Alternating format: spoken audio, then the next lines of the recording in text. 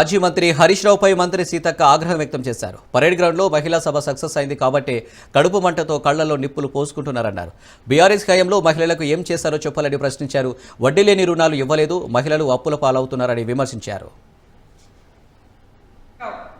లేనిపోని అబద్ధాలతోటి ఆడవాళ్ళు నిర్వహించుకున్నటువంటి అంతర్జాతీయ మహిళా సభను కించపరిచే విధంగా ఆ సభ సక్సెస్ అయితే కళ్ళలో నిప్పులు పోసుకొని వాళ్ళ ఇళ్లలో కడుపు మండిపోతుంది.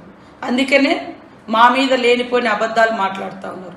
ఇవాళ రాష్ట్రంలో ఉన్నటువంటి మహిళలకు అందరికీ తెలుసు, ఏ ప్రభుత్వము గత 10 ఏళ్ల కింద కాంగ్రెస్ ప్రభుత్వంలో ఎలాంటి మహిళా స్కీమ్స్ తీసుకురావడం జరిగింది. ఆ తర్వాత 10 ఏళ్ల తర్వాత మళ్ళీ ఈ గవర్నమెంట్ ఎలా మహిళని ప్రోత్సహిస్తుందో రాష్ట్రంలో ఉన్న ప్రతి మహిళకు అర్థమవుతా ఉంది.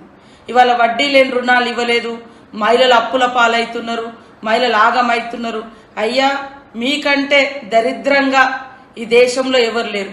ఆడబిడ్డలు ఎవరన్నా ఎదగాలంటే మీ కవితమ్మనే ఉండాలి. రాష్ట్రంలో బతుకమ్మ ఆడాలన్నా ఆమె ఉండాలి. బీసీ ఉద్యమం అన్నా ఆమె వచ్చి హైజాక్ చేస్తుంది, ఎస్సీ ఉద్యమం అన్నా ఆమె హైజాక్ చేస్తుంది, మహిళల ఉద్యమం అయినా ఆమె హైజాక్ చేస్తుంది.